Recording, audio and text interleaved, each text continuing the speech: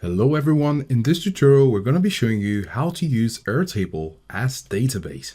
So stick around to the end to get all the steps in doing this. So if you're on a page like this means you're home on Airtable. So in creating a database, you have two options. Perhaps you want to import it from another sheet or you'd like to create it from scratch. So in using Airtable, we're going to show you the two options. To begin, we're going to go over to the bottom left corner and click on Create.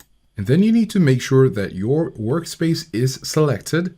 And then we're going to come over here and start from scratch. By starting from scratch, you have just created a blank template which you can use for your database. Now for your database, you can go over to the top to put in a new cell. For example, at the first, you have name, notes, assignee, and status. You could come over here and click on the plus icon and you could put in the field name. For example, you could put email, select the field type, which is a single line of text. You could choose that and then create a field. And there you have email. And in order to create your database, you just need to keep on adding the different data sets for each row. As you keep going, you could keep adding the rows. And as we showed before, you can add another column if you wish. Alternatively, if you have your data in another sheet, such as Google Sheets, CSV, or other services, you can go over to Add or Import. And here you have your options here. And we're going to select a Google Sheet.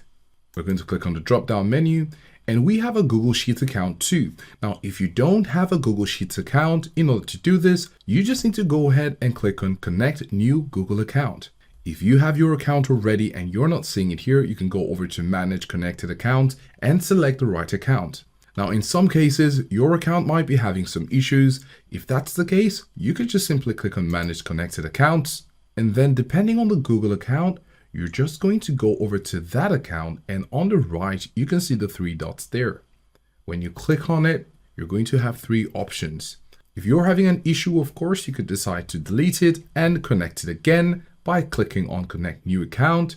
You could sometimes find it useful to click on Reconnect, and that solves the problem.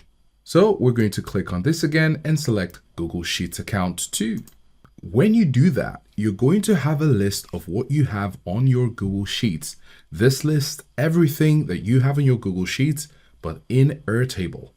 So Airtable has been given access to our Google Sheets. And now all I need to do is to select the right database, which I'd like to transfer from Google Sheets into Airtable, thus using Airtable as a database. Right away, we're going to click on Company Database. And when you do this, it's going to highlight in the sky blue, as you can see, and we're going to go to the bottom left corner and select it.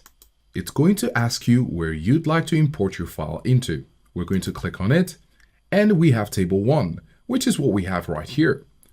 Alternatively, if you'd like to have it in a new table, you can click on Create a New Table. However, we're going to select table 1, and then you're one click away to using Airtable as a database. Let's do this. It gives you a preview of what you're going to have in Airtable as your new database. If all of this is good, all you need to do is to scroll down and click on Import. And now we have our database imputed right here. We have the company name, the location, and the email. Of course, if you'd like to have more details, you can simply go ahead and click on the plus icon where we showed earlier, where you can add more details as you wish. Of course, we're having our database starting awkwardly at number 7, and that's because our cursor was at 5 and it decided to start after the cursor. In order to fix this, we're just going to go over to the numbers and we can click the checkboxes and delete them. We could do this by selecting all of them and right-clicking on any area and delete all selected brackets. And automatically, everything looks better now. And this is how you can use your Airtable as your database.